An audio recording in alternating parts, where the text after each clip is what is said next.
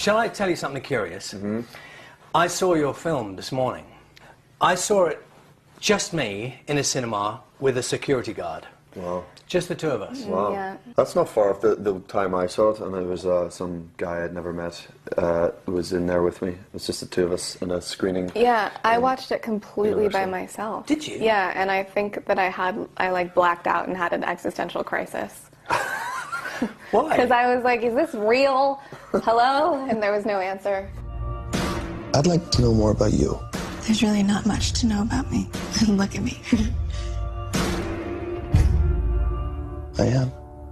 When you said you had a kind of odd moment watching it, is that just because watching yourself in any situation is odd?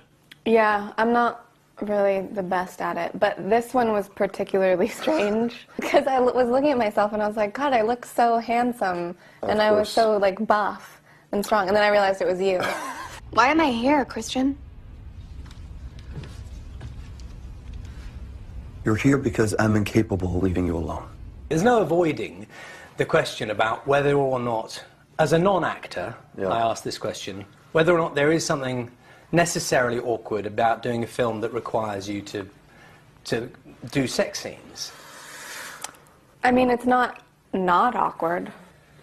What? It's not.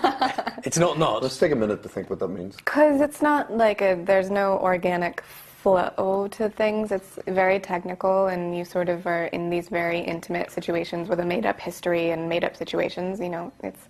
You know, and just most people are more comfortable with clothes on than clothes off, unless you're like a naturist or whatever, which I'm not.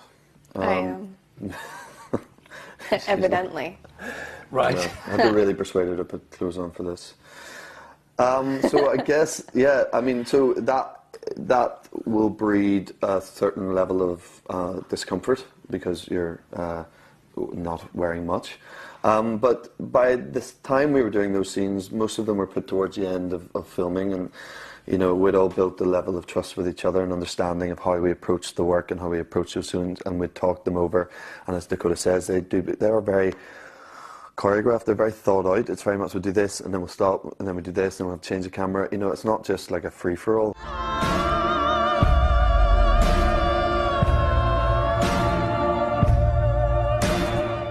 And when you're under stress sometimes, you get the giggles. Oh, Does that happen? I mean, I'm just sort of thinking, is that you in those... That's her. I mean, I'm prone to a giggle, but she's a just constant giggler. Yeah. Really? Is it a problem? Yeah. It's a problem because I also think that some of my wires are crossed in my brain, and I cry when I laugh. When I'm actually really laughing, I just have tears, and then we have to reset makeup multiple times. You must get really confused. Ooh, yeah, I got used to it after a while. Yeah. It's really annoying. And then you think, like, don't laugh, stop laughing, and then I can't. That's the funniest thing. I'm intrigued as to... Here we go.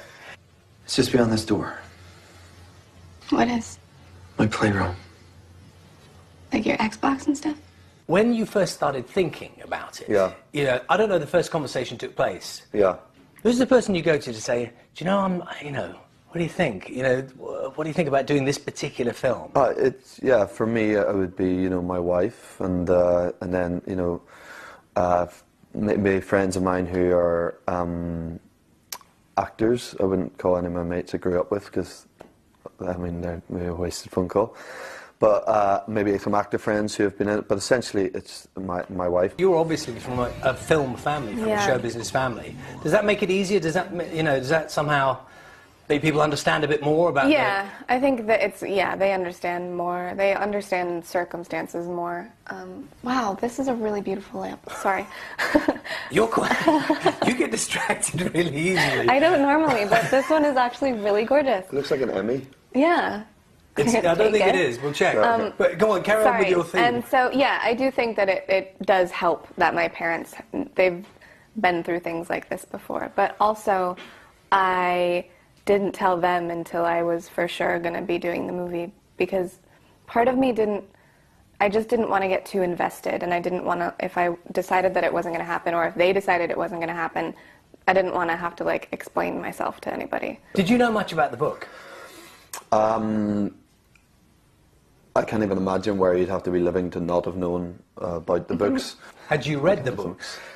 I hadn't read the books before. Well, as soon as I knew there was a bit of heat and there was an idea that I was in the frame for it, then I read the first book. Jamie, you're getting a lot of attention now. Things have changed quite a bit, haven't they, for you?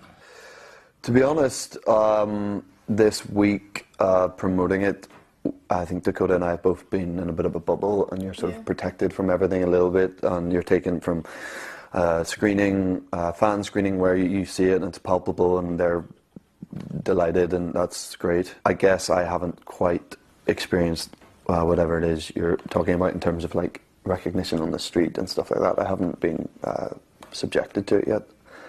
I think there is an amplified awareness about both of our existence at the moment, but yeah, I mean, I have just been sort of watching, trying to be objective and like look in on the situation, and it's pretty wild. Thank you both very much. Thank you very much. Thank you. Thank you.